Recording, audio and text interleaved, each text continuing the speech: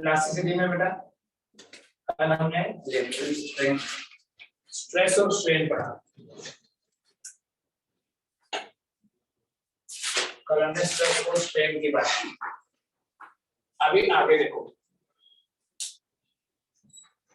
there is a term called as elastic limit.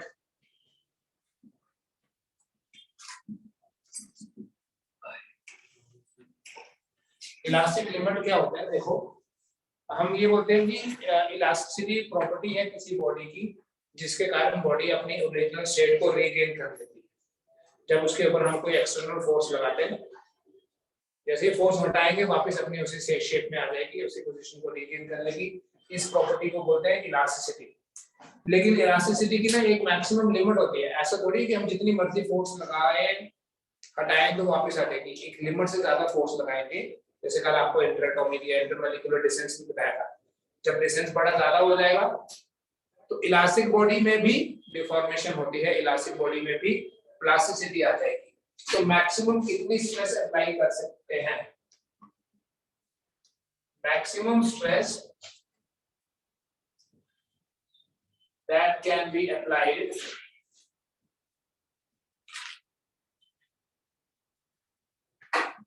to a body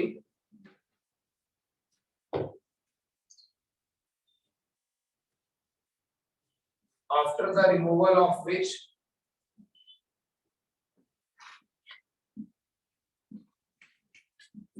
it is able to regain its original state.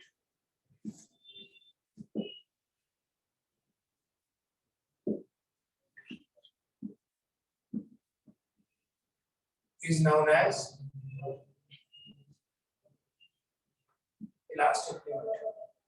ज्यादा से ज्यादा हम कितनी stress apply कर सकते हैं किसी बॉडी के ऊपर जिसको हटाने के बाद वापस अपने ओरिजिनल स्टेट में आ जाए? उस मैक्सिमम स्ट्रेस को ही इलास्टिक लिमिट बोलते हैं, या उसको बोलते हैं लिमिट ऑफ इलास्टिसिटी। इससे ज्यादा नहीं लगानी फोर्स, वो बॉडी की स्ट्रेंथ, वो बॉडी के ऊपर डिपेंड करता है। किसी बॉडी में थोड़ी सी फोर्स लगाएंगे, एक थोड़ी सी फोर्स थोड़ी ज्यादा की तो डिले हो जाएगी। लेकिन कोई स्टील देखोगे, स्टील के ऊपर ज्यादा फोर्स लगाओगे, छोड़ोगे, वैसे ही है। जिस बॉडी की इलास्टिक लिमिट ज्यादा होगी वो बॉडी ज्यादा इलास्टिक होगी। More is the elastic limit,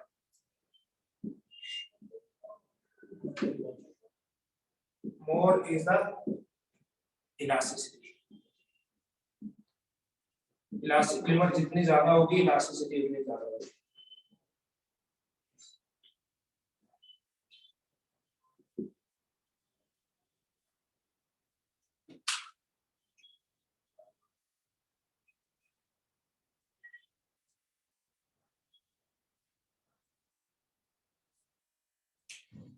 एक स्टेटमेंट है बेटा, एक लॉ है जिसे बोलते हैं Hooke's law.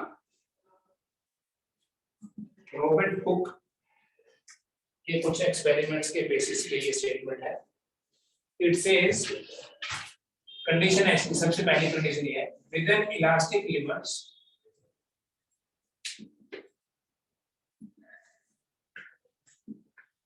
Stress, with N elastic limits stress is directly proportional to strain.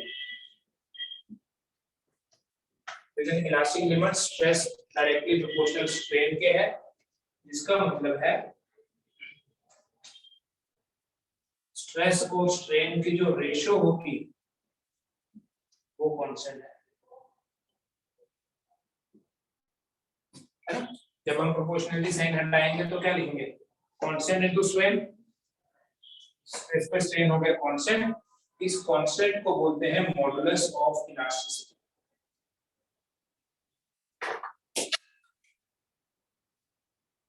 इस कांस्टेंट को क्या बोलते हैं? Modulus of elasticity. In general इसे हम E से रिप्रेजेंट करते हैं। So with in elastic limits stress और स्ट्रेन की रेशियो जो है वो कांस्टेंट होती है, उस कांस्टेंट रेशियो को मॉडुलस ऑफ इलास्टिसिटी बोलते हैं।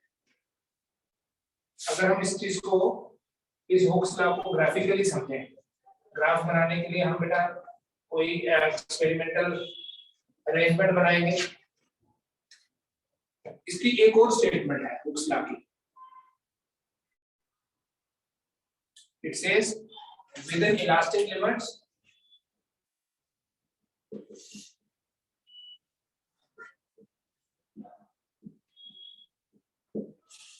force is directly proportional to extension। समझना बेटा, मान लीजिए यहाँ एक स्प्रिंग है और यहाँ पर ना कोई इसके साथ कोई ऐसा अरेंजमेंट है कि जिसमें हम कोई वेट अटैच कर सकते हैं, वेट इसमें ऐड कर सकते हैं, इसको बोलते हैं पैड। ठीक है, it's a piece of metal, हम इसके ऊपर कोई वेट रख सकते हैं। ठीक है, यहाँ एक स्केल होता है, ये पॉइंटर एंड स्केल जाता है। क्या होगा, हम वेट डालेंगे, ये एक्सटेंड होगा। वेट मतलब फोर्स, ठीक है, और एक्सटेंशन मतलब एक्चुअली ये जो फोर्स है ये स्ट्रेस है, फोर्स पर यूनिट एरिया कल पड़ा था, और ये जो एक्सटेंशन है यही तो डिफॉर्मेशन है, और डिफॉर्मेशन मतलब स्ट्रेन। तो force directly proportional to extension. जैसे जैसे हम यहाँ से, जैसे मान लो पहले 5 ग्राम वेट रखा, तो 5 ग्राम वेट रखा, 1 सेंटीमीटर नीचे आया, फिर 10 ग्राम वेट किया, 5 और कर दिया, ये 2 हो गया, फिर 15 किया, ये 3 हो गया। डायरेक्टली प्रोपोर्शनल का ये मतलब है कि ये जो रेशो है ये सेम रहती है। देखो 5/1, 10/2 या 15/3, this ratio will remain same। And इसलिए अगर हम स्ट्रेस और स्ट्रेन के बीच में ग्राफ प्लॉट करें, इसमें मैं लूंगा स्ट्रेन को along x axis, if I plot a graph strain, इधर अगर स्ट्रेस ले लूं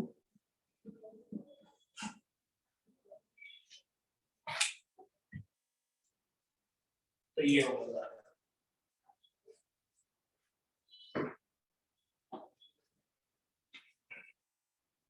straight line.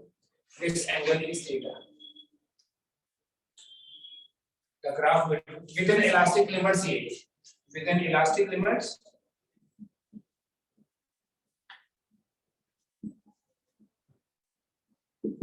the graph between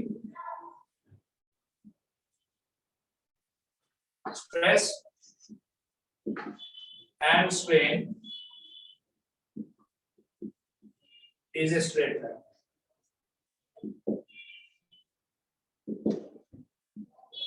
Within elastic limits, stress और strain के बीच में जो ग्राफ है वो ग्राफ एक स्ट्रेट लाइन होगी।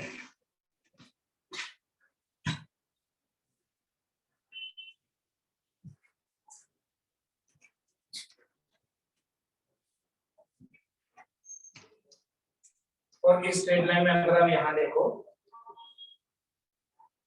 ये देखो, ये अलोंग y एक्सिस मैंने स्ट्रेस लिया है, अलोंग x एक्सिस स्ट्रेन लिया है। इस ग्राफ में जो tan थीटा होगा that would be equal to stress by strain। tan theta क्या होता है, परपेंडिकुलर बाय बेस, तो परपेंडिकुलर क्या है, स्ट्रेस, और स्ट्रेन बेस क्या है, स्ट्रेन। लेकिन स्ट्रेस बाय स्ट्रेन क्या होता है, अभी पढ़ा हमने, स्ट्रेस और स्ट्रेन की रेशियो कांस्टेंट है, उसको बोलते हैं मॉडुलस ऑफ इलास्टिसिटी। इसलिए ये याद रखो कि अगर स्ट्रेस और स्ट्रेन के बीच में ग्राफ बनाएंगे, उस ग्राफ की स्लोप क्या रिप्रेजेंट करेगी, मॉडुलस ऑफ इलास्टिसिटी। लिख लो ये line, the slope of stress strain graph, the slope of, slope of stress strain graph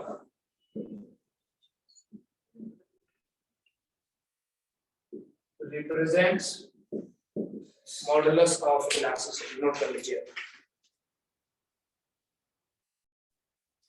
ठीक है, तो स्लोप जो है वो क्या रिप्रेजेंट करती है, मॉडुलस ऑफ इलास्टिसिटी।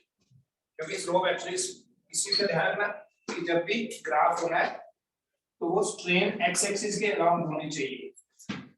स्ट्रेन अगर एक्स एक्सिस के अलोंग होगी तभी बोलेंगे स्ट्रेस बाय स्ट्रेन जो है वो कांस्टेंट है, तभी बोलेंगे उस रेशियो को क्या, मॉडुलस ऑफ इलास्टिसिटी। जितनी ज्यादा स्लोप होगी बेटा, यहाँ स्ट्रेट लाइन पे ये मतलब नहीं समझना कि एंगल 45 होगा, जितनी ज्यादा स्लोप होगी, जैसे देखो एक के लिए ग्राफ ऐसा है, दूसरे के लिए ऐसा है, ये दोनों इलास्टिक बॉडीज हैं, दोनों स्ट्रेट लाइंस हैं, जितनी ज्यादा स्लोप होगी उतनी ज्यादा इलास्टिसिटी होगी।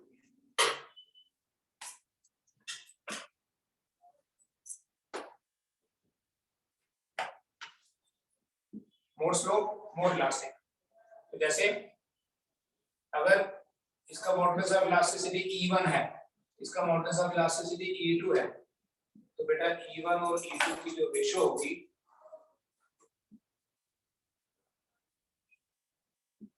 that will be tan theta 1 divided by tan theta 1।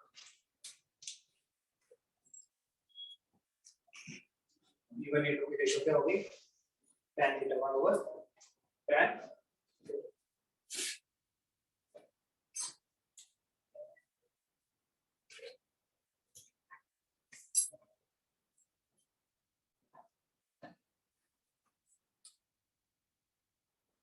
आज हम डिस्कस करेंगे मॉडुलस ऑफ इलास्टिसिटी की डिफरेंट टाइप्स। इन जनरल देखो, मॉडुलस ऑफ इलास्टिसिटी को अगर हम डिफाइन करेंगे, in general modulus of elasticity stress by strain होता है।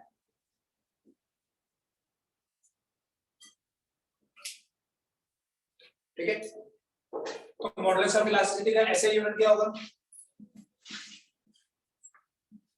जो स्ट्रेस का होता है, क्योंकि स्ट्रेन तो यूनिटलेस और डायमेंशनलेस से कल बताया आपको, change in length upon original length या change in volume divided by original volume. तो मॉडुलस ऑफ इलास्टिसिटी का ऐसा यूनिट होगा जो स्ट्रेस का है, और स्ट्रेस मतलब फोर्स अपॉन एरिया, तो इट इज न्यूटन पर मीटर स्क्वायर। राइट, और अगर डायमेंशनल फार्मूला लिखना होगा,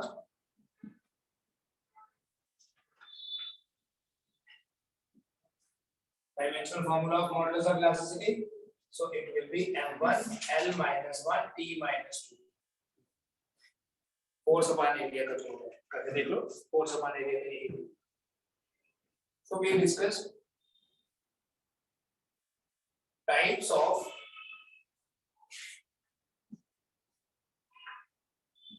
moduli of elasticity।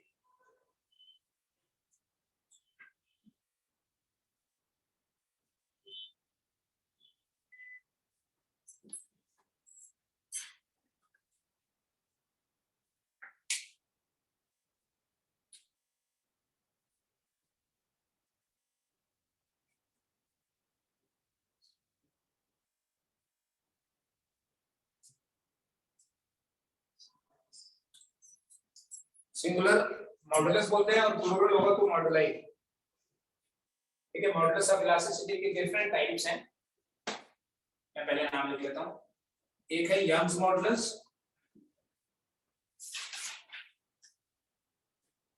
एक है बल्क मॉडुलस, और एक है बेटा shear modulus of elasticity. Young's modulus, bulk modulus, and shear modulus. Let us discuss the three types of these moduli of elasticity.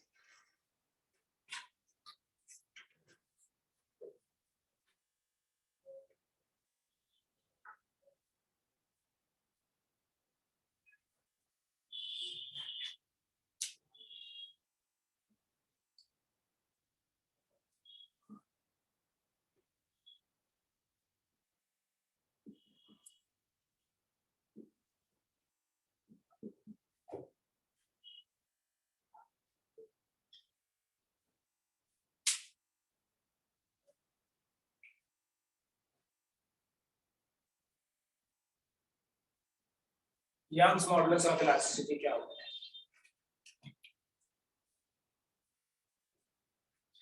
देखो, स्ट्रेस बाय स्ट्रेन ही होता है, लेकिन Young's modulus of elasticity is a ratio of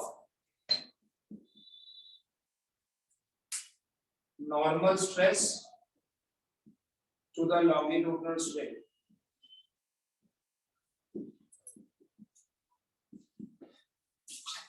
That is the ratio of normal stress to the longitudinal strain. देखो अगर आपके पास कोई wire है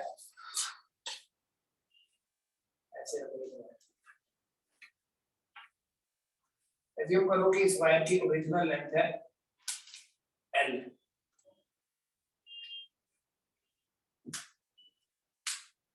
इसके एक एंड पे अगर हम ऐसे फोर्स लगाएंगे हो गया ना, नॉर्मल हो गई फोर्स इस एरिया के, तो y कितना हो जाएगा, नॉर्मल स्ट्रेस हुआ बेटा F by A, और वॉल्यूमेट्रिक स्ट्रेन क्या होता है,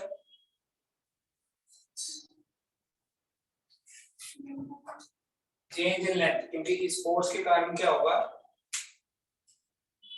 इस फोर्स के कारण ये वायर खींच जाएगी, लंबी हो जाएगी,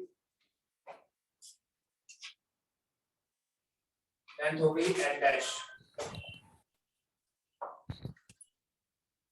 तो ये जो L डैश है नई लेंथ है, change in length is equal to L dash minus L, और लॉन्गिट्यूडनल स्ट्रेन क्या हुआ, delta L by L, so it is equal to F by F into L divided by A delta L.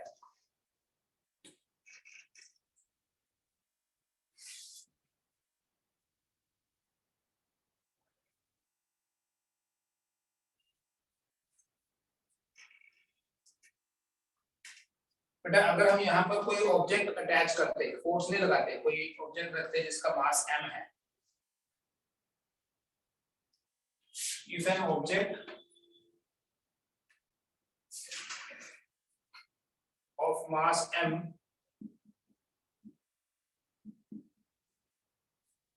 is attached to the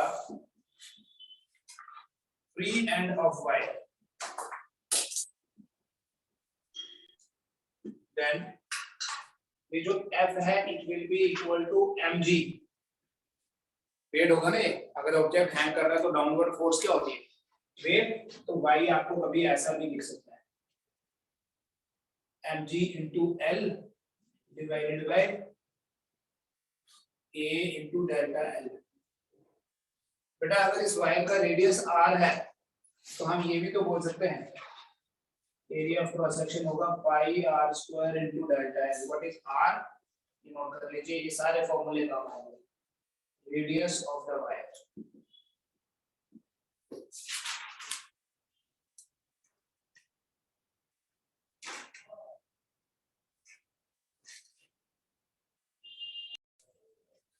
बेटा अगर कोई perfectly rigid body होगी, perfectly rigid body वो होती है जिसके ऊपर एक्सटर्नल फोर्सेस का इफेक्ट ना हो, for a perfectly rigid body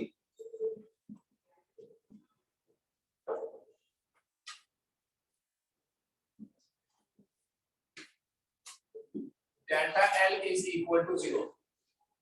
किसी जो परफेक्टली रिजिड बॉडी होती है उसमें हम डिफॉर्मेशन रिड्यूस नहीं कर सकते, और बेटा जब डेल्टा L 0 होगा तो जो y है वो इंफिनिट होगा।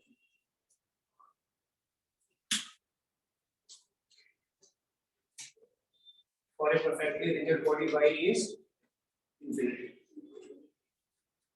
दूसरी जो टाइप है ये पता चल गया ना, r, ये रेडियस r है, area of cross section a, तो एरिया ऑफ क्रॉस सेक्शन होगा पाई r स्क्वायर, ठीक है, इसलिए आप रेडियस की फॉर्म में भी लिख सकते हैं।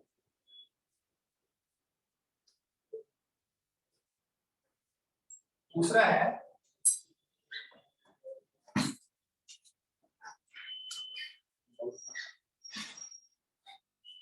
Bulk modulus of elasticity.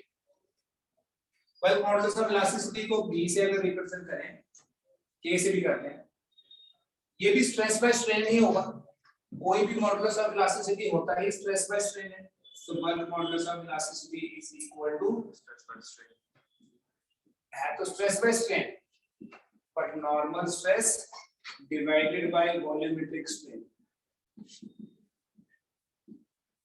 तो वॉल्यूमेट्रिक हो गया मेरे ख्याल से,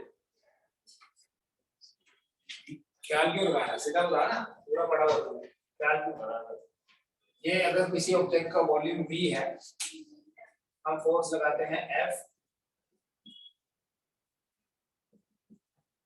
और वॉल्यूम हो गया V डैश। तो फोर्स तो परपेंडिकुलर लगाई ना सरफेस के, इसलिए that force is producing a normal stress. तो नॉर्मल स्ट्रेस क्या हुआ, F डिवाइडेड बाय A। और वॉल्यूमेट्रिक स्ट्रेन क्या होता है, देखो चेंज इन वॉल्यूम कितना है यहाँ, minus delta V dash minus V is equal to minus delta V। तो ये आ गया minus delta V by V, which means V is equal to F into V A delta V।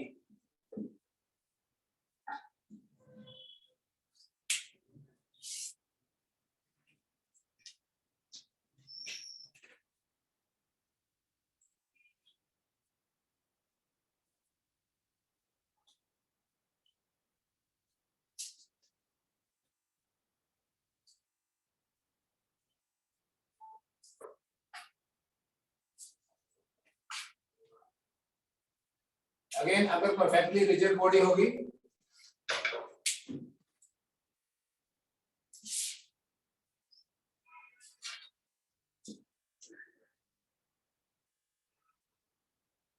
Delta V 0, तो उसके लिए भी जो V होगा वो इनफिनिटी होगा।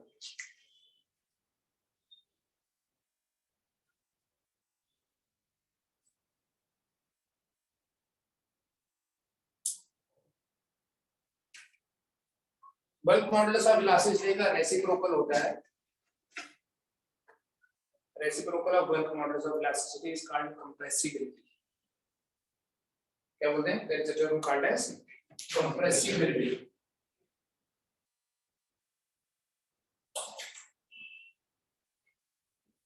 Represented by the letter K, it is the reciprocal of bulk modulus of elasticity.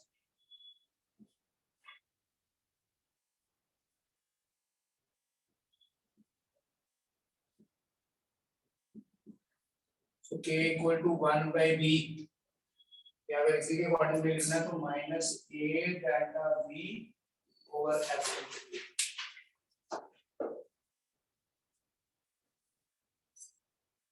सही B हमने इंफिनिटी क्यों लिखा है? B इंफिनिटी इसलिए लिखा है, अगर डेल्टा V 0 होगा, यहाँ 0 आ जाएगा, तो डिनोमिनेटर जैसे 3 by 0 क्या होता है, 0 by 3 0 होता है। डिनोमिनेटर में 0 by 3 is 0, 3 by 0 is infinity। जब भी डेल्टा n, जब भी डिनोमिनेटर में 0 दिखेगा, that means it is very large. तो कितने लार्ज, उसी को इनफिनिटी। यहाँ देखो कंप्रेसिबिलिटी का ये फॉर्मूला है, इसी को उल्टा कर दिया। तो अगर परफेक्टली रिजिड बॉडी होगी, उसकी कंप्रेसिबिलिटी कितनी हुई, जब यहाँ 0 आ जाएगा, परफेक्टली रिजिड बॉडी के लिए K will be equal to 0। Newton में 0 आ गया ना, तो बोलेंगे जीरो कंप्रेसिबिलिटी। क्या मतलब है जीरो कंप्रेसिबिलिटी का, इस बॉडी को कंप्रेस नहीं किया जा सकता, इसीलिए तो रिजिड बॉडी बोलते हैं। इसको हम कंप्रेस नहीं कर सकते, कंप्रेसिबिलिटी 0 होती है क्योंकि हम उसके वॉल्यूम में चेंज नहीं ला सकते, राइट। तो कंप्रेसिबिलिटी 0 या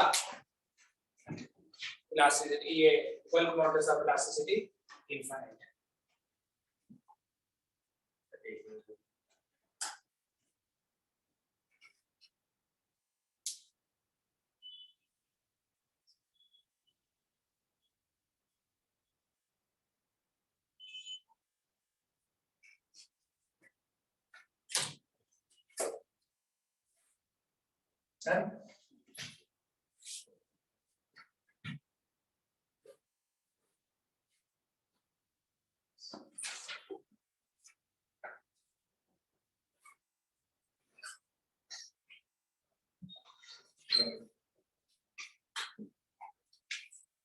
तीसरा बेटा शेयर मॉडुलस ऑफ इलास्टिसिटी, इसे मॉडुलस ऑफ रिजिडिटी भी बोलते हैं।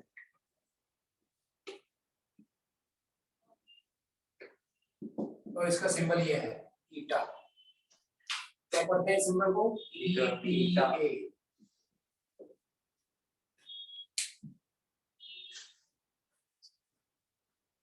It is the ratio of tangential stress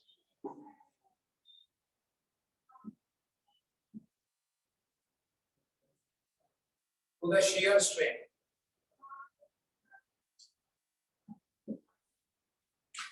So this eta is equal to F by A divided by tan theta. Diagram बनाकर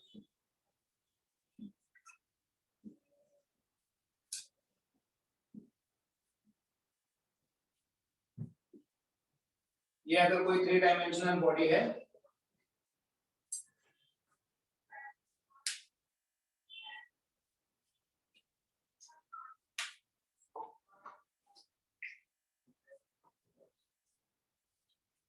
अगर हम यहां से फोर्स लगाएंगे ऐसे डिस्प्लेस हो जाएंगे ये एंगल थीटा है कल भी बनाया जाएगा अगर परफेक्टली रिजिड बॉडी होगी देख लो इस बात को करना for a perfectly rigid body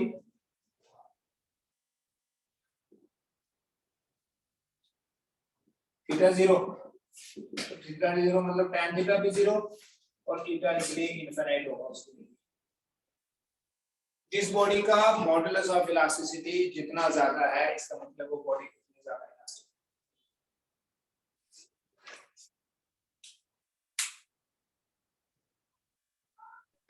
last line जो बोली सर वो रिपीट कीजिए।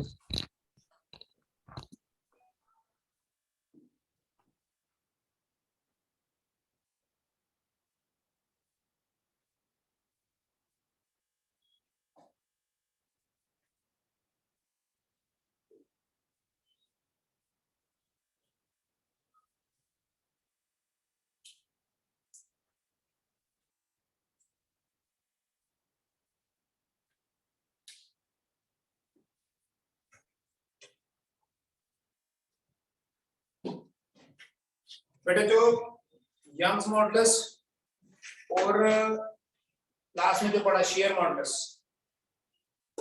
ये सिर्फ सॉलिड्स के लिए डिफाइन किया जाता है लिख लो ये लाइन इंपॉर्टेंट है Young's modulus of elasticity Young's modulus of elasticity and shear modulus of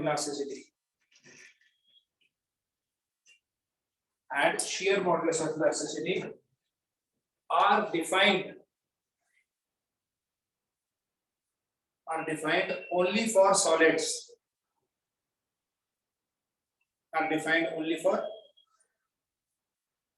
solids सिर्फ सॉलिड्स के लिए डिफाइन करते हैं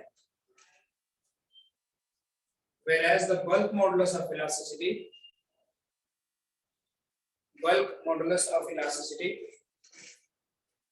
is defined for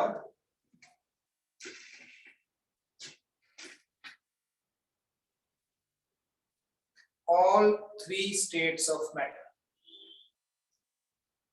Bulk modulus of elasticity जो है that is defined for all three states of matter.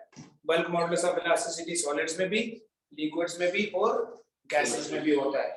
लेकिन shear modulus of elasticity और Young's modulus of elasticity सिर्फ solids में. बट ये जो moduli of elasticity है, मैंने बोला जिसका जितना ज्यादा modulus of elasticity होता है, वो उतना ज्यादा इलास्टिक होगा. स्टील ज्यादा इलास्टिक है कि रबर ज्यादा इलास्टिक है? रबर ज्यादा इलास्टिक है. अगर हम रबर को 5000 इतना सा पीस रबर का है और इतना सा पीस जो है वो स्टील का है, दोनों के ऊपर बराबर फोर्स लगाए, मान लो दोनों के ऊपर बड़ी फोर्स लगाई, तो कौन सा डिफॉर्म हो जाएगा और कौन सा नहीं होगा? स्टील हो जाएगा. स्टील डिफॉर्म नहीं होगा, रबर डिफॉर्म, रबर तो टूट जाएगा, रबर तो खुल जाएगा पूरा. अगर बराबर फोर्स लगाएं तो किसमें ज्यादा डिफॉर्मेशन होगी? रबर में ज्यादा डिफॉर्मेशन होगी, इसलिए रबर इज लेस इलास्टिक. आपको लग रहा है कि ये स्टील तो डिफॉर्म हुई, रबर तो फटाफट अपने स्टेट में आ गया, लेकिन रबर तो स्टील तो स्टेट से चेंज ही नहीं हुआ, उसको तो चेंज करना उतना ही मुश्किल है. अगर उसको चेंज करने के लिए फोर्स लगाएं तब तक तो रबर टूट ही जाएगा. स्टील इज मोर इलास्टिक, ये भी लिख लेना, steel is more elastic than rubber. और टेक्निकली अगर बोले ऐसे तो ठीक है ना कि वो डिफॉर्म ही नहीं हो रहा, बट अगर conceptually बोलना है, logically बोलना है, steel is more elastic than rubber because why steel is more than why rubber? Steel is more elastic than rubber क्योंकि स्टील का जो यंग्स मॉडुलस ऑफ इलास्टिसिटी है वो ज्यादा है, तो है ज्यादा होता है as compare to the Young's modulus for rubber. ठीक है, इतना करिए, इस पे बेस्ड क्वेश्चंस देखेंगे हम नेक्स्ट क्लास में। सर एक बार फिर से समझाना।